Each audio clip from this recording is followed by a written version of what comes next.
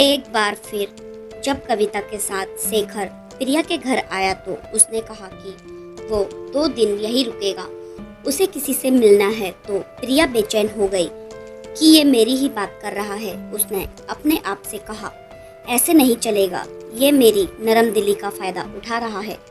जब एक बार मैं इसे फटकार दूंगी फिर यह समझेगा। अगले दिन सुबह का नाश्ता करके ऑफिस के लिए तैयार हो रही थी। याद आया कि गाड़ी तो सर्विस के लिए गई है, इस समय टैक्सी में चली जाती हूँ, शाम को ऑफिस की गाड़ी से आ जाऊंगी। आज दिन बड़ा थका देने वाला था, ऑफिस में ढेर सारा काम था। शाम को ऑफिस से लौटी तो थकान के मारे हालत खराब थी। मालती को खाना बनाने के लिए मना कर दिया था। सोच रही थी कि कुछ हल्का फुल्का खुद बना लूंगी। आज वो चैन से थी क्योंकि शेखर से उसका कोई सामना नहीं हुआ था। उसने वेजिटेबल सूप बनाया। मालती सब्जियां काट कर रख गई थी। सूप पीकर छत पर आ गई। पूर्णिमा का चाँद बेहद खूबसूरत लग रहा था। ठंडी ठंडी हवा उसके बालों को छूकर निकल रही थी। उसने अपना फोन निकाला और दी को कॉल की, पर उन्होंने नहीं उठाया। इस समय वह बहुत अकेला फील कर रही थी। घूम फिर कर ध्यान शेखर पर चला गया। उसके लिए लड़कियों की कमी नहीं है, कामयाब है, गुड लुकिंग है, अच्छे खानदान का है, रिच है, फिर क्यों फ्लर्ट करके थकता नहीं है ये इंसान। सोचते सोचते उसने पुराने गाने सुनने शुरू कर दिए। एक बात तो उसमें और मुझ में कॉमन है कि मुझे भी पुराने गाने पसंद है, बाकी कुछ भी नहीं है उसमें मुझ जैसा। अब उसे नींद आ रही थी तो नीचे आकर सो गई।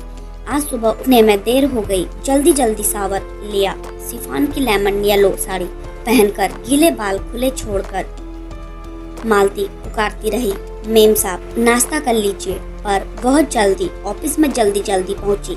आज सुबह 11 बजे मीटिंग थी।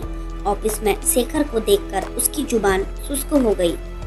उसके ऑफिस के एक कलीग ने उससे कहा, राजशेखर सर यहाँ कभी नहीं आते हैं, हमेशा उनका स्टाफ आता है। आज पहली बार यहाँ आए हैं। मीटिंग में और भी कई लोग थे, शेखर भी वहाँ था। मीटिंग खत्म हुई तो वह उसके पीछे पीछे बाहर आया। मैम, आपसे कुछ डिस्कस करना था। मौके की नजाकत को समझ सकती थी क्योंकि सीनियर अधिकारी शेखर के साथ चल रहे थे। प्रिया, सर को अपने साथ ले जाओ। वो उसे अपने साथ ले गई। बैठने का इशारा करके खुद बैठ गई। कहिए मैम, क्या ड्रेसिंग सेंस है आपका। वाकई इस साड़ी में तो आप बेहद हसीन लग रही हैं, पर ऐसी साड़ी अगर ऑफिस में पहनेंगी तो लोग अपना काम खाक करेंगे। आपको उस नज़र से देखने का हक। सिर्फ बात को अधूरा छोड़कर मुस्कुराया। आपसे कहना था कि आज शाम आपके घर चाय पीने आ रहा हूँ। मैं शाम को नहीं मिल सकती, मुझे कहीं जाना है। और हाँ, आप मुझे ना नहीं कर सकती हैं। कितनी भी दूर जाएंगी वापस मुझ तक ही आना होगा। वो मुस्कुराते हुए उठ खड़ा हुआ। क्यों, मैं इस इंसान के सामने आते ही बेबस हो जाती हूँ। सारे मंसूबे धरे के धरे रह जाते हैं। यहाँ तो आप करके बात कर रहा था और अकेले में तो हद पार कर देता है, घटिया कहीं का। अब उसे शाम का डर सताने लगा था, पर बात तो करनी ही होगी इससे। इस आदमी का मैं कतई भरोसा नहीं कर सकती। घर देर से पहुंची तो मालती खाना बनाकर जा चुकी थी। 7 बज चुके थे, अब कोई चाय का टाइम नहीं है। उसने फ्रेश होकर चेंज किया और बैठ गई। इतने में बाहर गाड़ी की आवाज आई। समझ गई कि उसकी परेशानी का सबब आ गया है। बाहर ही बैठूंगी, अंदर पता नहीं क्या कर दे। वैसे भी इसके लक्षण सही नहीं है। फटाफट बाहर जाकर लॉन में चली गई। ओह तो मैडम यहाँ हैं। उसने चेयर खींची और उसके आगे बैठ गया। अगर हम दोनों यहाँ बैठे तो तुम्हारे सो कॉल्ड लोग बातें नहीं बनाएंगे। कहिए, पहले चाय बनाओ। मैं लेमन टी लेता हूँ विदाउट शुगर। ये कोई चाय का वक्त नहीं है, नो टेंशन। मैं किसी भी वक्त पी लेता हूँ। अंदर आकर मदद कर देता हूँ तुम्हारी। आप यहीं बैठिए, मैं खुद बनाकर लाती हूँ। वो गुस्से से बोली, ओके। वो बड़े ठेठपने से मुस्कुराया। बड़ा आया मदद करने वाला। अपने घर का किचन कभी देखा भी होगा। वो अंदर गई, लेमन टी बनाकर ले आई और उसके आगे टेबल पर पटक दी। लगता है अपना गुस्सा भी मिलाकर लाई हो इसमें। फिर तो ये पक्का जहर बन गया होगा। इसके साथ कुछ स्नैक्स तो ले आती। अरे हाँ, मैं तो भूल ही गया था। सिंपल लोग दूसरों को चाय के साथ स्नैक्स नहीं देते, बल्कि खुद खाते हैं। उसने सिर के पीछे दोनों हाथ बांधकर चेयर पर टिक कर हंसते हुए कहा, वैसे तुम्हारी शक्ल पर लिखा है कि तुम बहुत कुछ कहना चाहती हो। जो कहना चाहो तो कह सकती हो, ये हक मैं तुम्हें दे चुका हूँ। मुझे कोई हक नहीं चाहिए अमीर लोगों की फितरत से। मैं अच्छी तरह से वाकिफ हूँ। आज मुझ पर दिल आया है तो हक की बात है। मैं वो लड़की नहीं हूँ जिसे आप इस्तेमाल कर सकें। मुझे आप में कोई इंटरेस्ट नहीं है। शेखर ने चाय का सिप लिया और जबरदस्ती उसका हाथ अपने हाथों में ले लिया। तुम्हें मुझ में इंटरेस्ट नहीं है पर मुझे तुम में है। अब क्या करोगी? Now I am serious. उसने अपना हाथ छुड़वा लिया। हाँ जानती हूँ, आपके इंटरेस्ट तो दुनिया भर में फैले हुए होंगे, उन्हीं में से एक मैं भी हूँ। तुम ऐसा कैसे कह सकती हो? क्या कमी है आपके अंदर? कुछ भी तो नहीं। चलो, तुमने ये तो माना कि मैं हर तरह से तुम्हारे लायक हूँ। वो मुस्कुराया। सच में? कहीं ऐसा न हो कि ये तारीफ सुनकर मैं तुम्हें अभी अपनी बाहों में कैद कर लूँ। उसने उसे देखते हुए कहा। आइंदा हम कभी नहीं मिलेंगे। प्रिया बोली। ये तुम नहीं, मैं डिसाइड करूंगा। आप इतने बड़े बिजनेस घराने से हैं।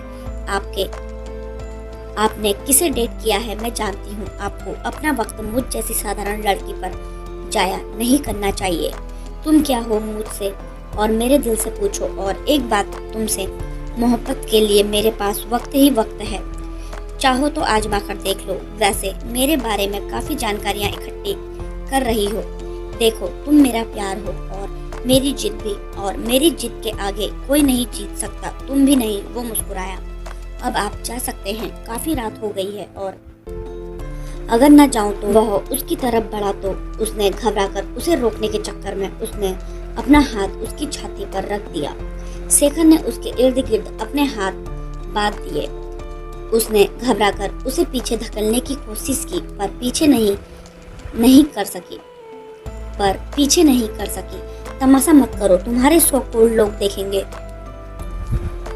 देखने वाले लोग बाहर आ जाएंगे जो ठंड में अंदर टीवी देख रहे हैं। कुछ कहना चाहता हूँ, ध्यान से सुनो। वो उसके कान के पास आकर बोला। वो अब भी उसकी पकड़ में थी। उसने पकड़ ढीली की तो वो छिटक कर खड़ी हो गई। बड़ी बेरहम हो तुम। तुम्हें मुझ पर तरस नहीं आता। लगता है मेरी शक्ल तुम्हें इतनी पसंद है कि बार बार देखना चाहती हो, इसलिए मेरा नंबर ब्लॉक कर दिया। वो पैंट की पॉकेट में हाथ डालकर उसके सामने खड़ा हो गया। मुझे अनब्लॉक करो, नहीं तो रोज यहाँ आ जाऊंगा। और हाँ, अनब्लॉक करने से ही काम नहीं चलेगा, फोन सुनना भी पड़ेगा। देर हो गई है, आप जाइए। बड़े मुश्किल से उसके मुंह से निकला। ठीक है, जा रहा हूँ। अगर फोन नंबर ब्लॉक मिला तो कल फिर मिलेंगे। तुम्हारे करीब आने के लिए तो मुझे लाइसेंस लेना पड़ेगा। क्यों? ठीक कहा मैंने। बड़े ढीठपने से मुस्कुराते हुए बोला। Bye darling. उसके जाने के बाद उसने राहत की सांस ली।